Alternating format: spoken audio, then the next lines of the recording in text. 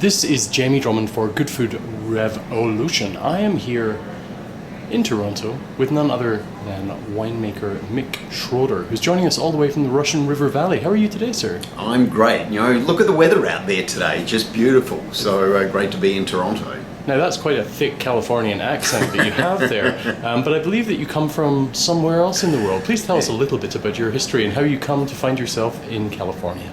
You think I've got a thick accent? What about yours? So, originally from Australia. So I used to be a red winemaker for Penfolds back home, and back in the early 90s I was doing a study trip of the wine industry in Chile and Argentina. Like all young Australians, well, young at the time, we turned it into this round the world adventure, and a friend of mine was making wine in Northern California and invited us to come and work the harvest, and then subsequently offered a job. We didn't have kids at the time, and we made a 5-year commitment to come and work in the States, and that was 23 years ago. Goodness me. Now, have you been at the same winery throughout all of this time in California? No, the first 17 years I spent at a winery up in Alexander Valley, which is the northern end of Sonoma County, a winery called Geyser Peak. Oh, yes. And then more recently, about 7 years ago, I heard that the long-time winemaker for Sonoma-Cutrer was retiring, a guy called Terry Adams, and it was kind of one of those moments when kind of the lights just went on, and if I'm ever going to make a change, Sonoma-Cutrer would be just a fabulous position to have. So, here I am 6 years at Sonoma-Cutrer, Director of Winemaking. So you specialise in Chardonnay, that's the mainstay of your production, but you also make some Pinot Noir.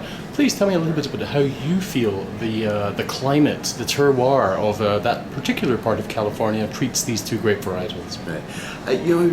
Russian River Valley is great for quite a number of varieties, but really the two key ones are the great varieties of Burgundy and obviously Chardonnay and Pinot Noir. And the climatic conditions in Russian River Valley are really quite unique. If you've ever been to San Francisco in the summer, literally you see the fog come rolling over the Golden Gate Bridge. That same fog influence invades the Russian River area, but if you look at geographically the coastline of Northern California, you've got very rugged coastal ranges, but just north of the bridge you get what we call the Petaluma Gap or the Bloomfield Gap, and it's an area of low-lying coastal hills, so it's a great avenue and conduit for the fog that accumulates out on the Pacific Ocean to invade the Russian River Valley. And so if you think about this incursion of the fog coming through this relatively narrow gap, so it becomes windy, foggy coming into Russian River Valley, but then the valley itself is quite a broad open valley, so the wind and the fog dies down as the fog works its way across the valley over the course of the early hours of the morning, works its way across and then up into the northern reaches of Sonoma County. So the key element that it just makes it so incredible for Chardonnay and Pinot Noir is this diurnal variation that at 3 o'clock in the afternoon it could be 95 degrees, and at 3 o'clock in the morning it's down at like 55. So to convert for you guys, it's probably it could be up in the mid 30s at 3 o'clock in the afternoon, and then 16 or 17 degrees at 3 o'clock in the morning. So that diurnal variation is just incredibly important and great for growing world-class Chardonnay and Pinot Noir. For you, what typifies a Russian River Valley Pinot Noir and Chardonnay?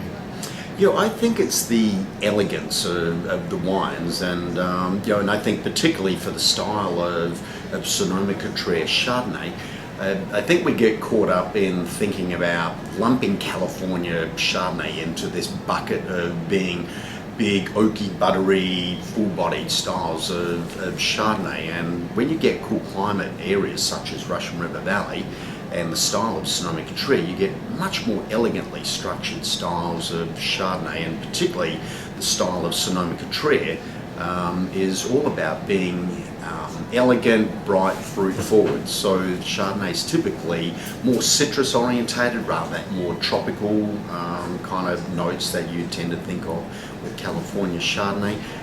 They have, you know, a nice floral element and even some kind of whetstone minerality, very typical in our wines. And then on the Pinot Noir side, I think you get incredible fruit characters, lots of, depending on where within Russian River Valley, a variety of dark and red coloured berry fruit characters, very typical, but then this wonderful element of earthy forest floor humusy character that really adds the complexity.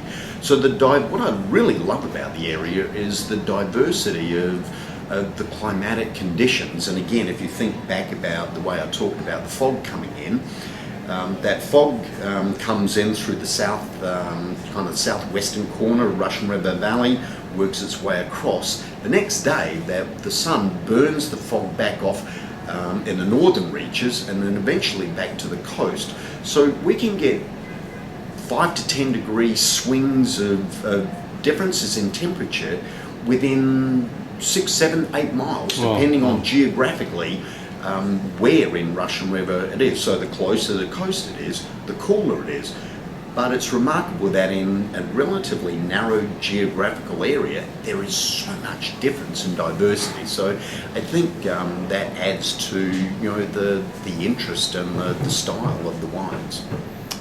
In your experience in the region, how do the wines of the Russian River Valley age?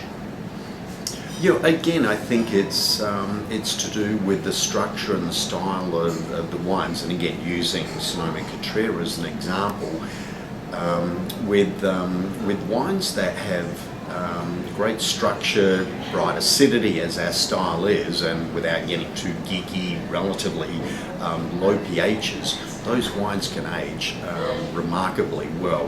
One of our estate vineyards called Les Pierres, in fact, I just did a tasting with some Bay Area sommeliers, and we had the current vintage, which is 2013. We had a 2008, and then we had a 1998. So, I don't know, what's that, 16 years old, 18 years old.